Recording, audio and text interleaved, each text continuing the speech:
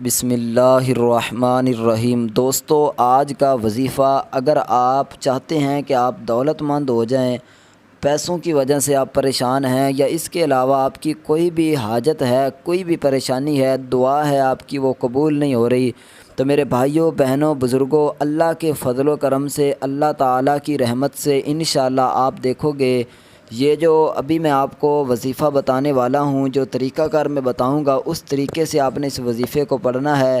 انشاءاللہ میرے بھائیوں بہنوں، اللہ کی رحمت سے آپ کی ہر دعا قبول ہوگی، آپ کی ہر پریشانی دور ہوگی، آپ کی ہر جو بھی دولت کی وجہ سے آپ پریشان ہیں، تو انشاءاللہ وہ پریشانی بالکل غائب ہو جائے گی اور اللہ تعالیٰ آپ کو دولت مند کر دے گا۔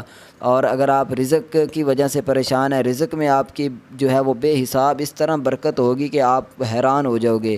اس کے علاوہ اگر آپ اولاد کی وجہ سے پریشان ہیں، ٹھیک ہے، یا آپ کے رشتہ داروں میں سے یا عزیز و اقارب میں سے کوئی بھی اولاد کی وجہ سے پریشان ہے، تو انشاءاللہ جب یہ وظیفہ کرو گے، اس کو اچھے طریقے سے، جو طریقہ کار میں بتاؤں گا اس طریقے سے آپ پڑھو گے، تو انشاءاللہ اولاد نرینہ سے اللہ تعالیٰ آپ کو جو ہے وہ نوازے گا یا آپ کے رشتہ داروں کو نوازے گا۔ اس کے علاوہ اگر آپ مکان لینا چاہتے ہیں، کاروبار میں جو ہے وہ آپ آمدنی زیادہ کرنا چاہتے ہیں، جو بھی آپ کی حاجت ہے، انشاءاللہ اللہ کے فضل و کرم سے نیک حاجت، چاہے آپ کی 100 حاجتیں ہوں گی، وہ بھی آپ کی قبول ہوں گی۔ بہت ہی خاص عمل ہے، اپنی زندگی کے اندر ایک دفعہ کسی بھی دن، آپ کو یہ دن کی قید نہیں ہے، کسی بھی دن آپ نے اس وظیفے کو کر لینا ہے، ٹھیک ہے۔ تو جب یہ وظیفہ کرو گے تو انشاءاللہ اس کا رزلٹ، اس کا نتیجہ آپ کو خود نظر آئے گا کہ یار واقعی بہت ہی کمال کا یہ وظیفہ تھا۔ تو آئیے اب چلتے ہیں اس وظیفے کی طرف۔ وہ کون سا وظیفہ ہے، کس طرح پڑھنا ہے، کب پڑھنا ہے؟ دیکھیں، اس کو پڑھنے کی کوئی قید نہیں ہے۔ آپ نے ایک کوئی بھی جو ہے کسی بھی نماز کے بعد آپ یہ وظیفہ پڑھ سکتے ہیں، ٹھیک ہے۔ سب سے پہلے شرط یہ ہے کہ آپ نے نماز پڑھنی ہوگی، نماز کے بعد یہ وظیفہ ہوگا، اور یہ ضروری نہیں ہے کہ نماز کے فوراً ہی بعد پڑھیں، کوئی 5 10 منٹ 20 منٹ بعد بھی آپ جو ہے اس وظیفے کو پڑھ سکتے ہیں، ٹھیک ہے۔ تو آپ نے پڑھنا نماز کے بعد ہے، ٹھیک ہے۔ اچھا، نماز کے بعد آپ جب یہ وظیفہ پڑھو گے، چلتے پھرتے، اٹھتے بیٹھتے، جس طرح آپ کا دل کرے آپ جو ہے یہ وظیفہ پڑھ سکتے ہیں، کوئی اس میں جو ہے وہ قید یا کوئی اس میں اتنی بڑی جو سخت ہے وہ شرائط نہیں ہے، ٹھیک ہے۔ تو آئیے اب چلتے ہیں، وظیفہ پڑھنا کس طرح ہے، کب پڑھنا ہے، مکمل طریقہ کار اچھے طریقے سے آپ نے اس ویڈیو کو سمجھنا ہے۔ تو میرے بھائیوں، بہنوں، دوستوں، جو بھی دولت کی وجہ سے پریشان ہیں یا کوئی بھی ان کی دعا قبول نہیں ہوتی، اس وجہ سے وہ پریشان ہیں، تو آپ نے کیا کرنا ہے، نماز پڑھیں، نماز کے بعد آپ جو ہے بیٹھ جائیں، ایک تسبیح لے لیں یا اپنی انگلیوں پر بھی جو ہے نا، آپ نے سب سے پہلے اعوذ باللہ من الشیطان الرجیم بسم اللہ پڑھ کر درود شریف پڑھنا ہے، ٹھیک ہے۔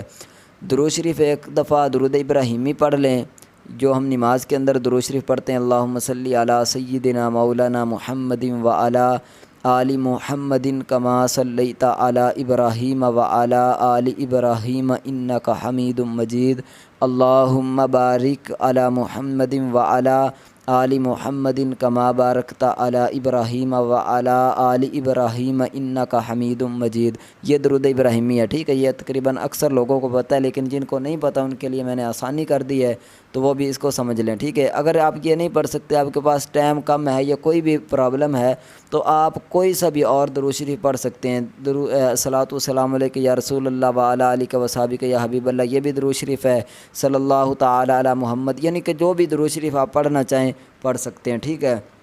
اچھا، ایک مرتبہ آپ نے کم از کم ایک مرتبہ آپ نے درود شریف پڑھنا ہے، ٹھیک ہے۔ جب ایک دفعہ درود شریف پڑھ لیں تو اس کے بعد آپ نے جو کرنا ہے وہ کیا ہے، ایک سورت پڑھنی ہے، ٹھیک ہے۔ اعوذ باللہ من الشیطان الرجیم بسم اللہ الرحمن الرحیم پڑھ کر آپ نے قرآن پاک کے 30ویں پارے کے اندر سورت کوثر ہے، ٹھیک ہے۔ یہ مجھے لگتا ہے کہ آپ سب لوگوں کو یہ سورت ویسے ہی یاد ہوگی، بچے کو تقریباً یہ اکثر یاد ہوتی ہے، لیکن اگر کسی کو نہیں بھی یاد تو قرآن پاک کے اندر 30ویں پارے کے اندر آخری جو پارہ ہے اس میں آپ کو سورت مل جائے گی۔ ثواب کی نیت سے میں آپ کو پڑھ کر بھی سنا دیتا ہوں، بالکل چھوٹی سی ہے۔ انا اعطیناک الکوثر فصلی لربک وانحر ان شانئک ھو الابتر، ٹھیک ہے، یہ والی صورت۔ اب کتنا اس میں وقت لگا ہے۔ اچھا، آپ نے درود شریف پڑھ لیا پہلے، اس کے بعد یہ صورت پڑھنی، اعوذ باللہ بسم اللہ پڑھ کر اس صورت کو ایک دفعہ پڑھنا ہے، ٹھیک ہے۔ ایک دفعہ پڑھ کر اس کے بعد آپ نے یا غنی 11 مرتبہ پڑھنا ہے، ٹھیک ہے۔ ایک دفعہ سورت پڑھی، اس کے بعد 11 مرتبہ یا غنی پڑھا ہے، اس کے بعد پھر ایک دفعہ سورت پڑھی اور اس کے بعد یا رزاق 11 مرتبہ پڑھنا ہے، ٹھیک ہے۔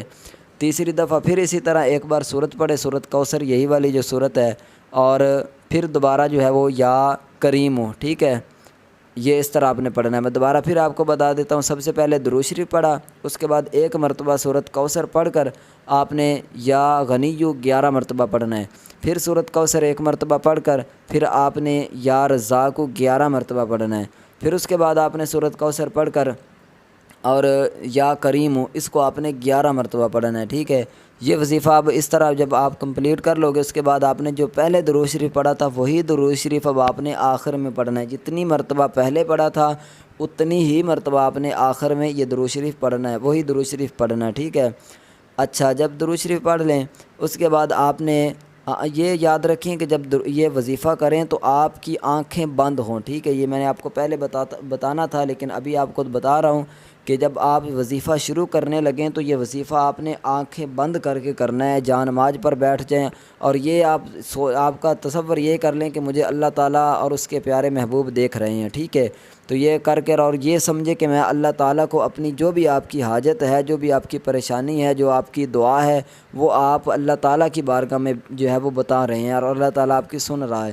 تو آپ نے یہ وظیفہ کمپلیٹ کر لینا ہے اور آنکھیں بند کر کے یہ آپ نے دعا مانگنی ہے اللہ تعالیٰ سے عاجزی انکساری کے ساتھ۔ انشاءاللہ میرے بھائیوں بہنوں، جو بھی آپ کی دعا ہوگی دولت کی وجہ سے، کسی بھی قسم کی کوئی بھی دعا ہوگی، اللہ تعالیٰ انشاءاللہ آپ کی دعا وہ قبول فرمائے گا۔ تو مجھے امید ہے آپ کو یہ ویڈیو، یہ وظیفہ بہت ہی زیادہ پسند آیا ہوگا۔ اگر پسند آئے تو اس چینل کو سبسکرائب ضرور کریں، ویڈیو کو لائک بھی کر دیں اور کمنٹ میں ایک دفعہ اللہ تعالیٰ کا اسم مبارک ضرور لکھیں۔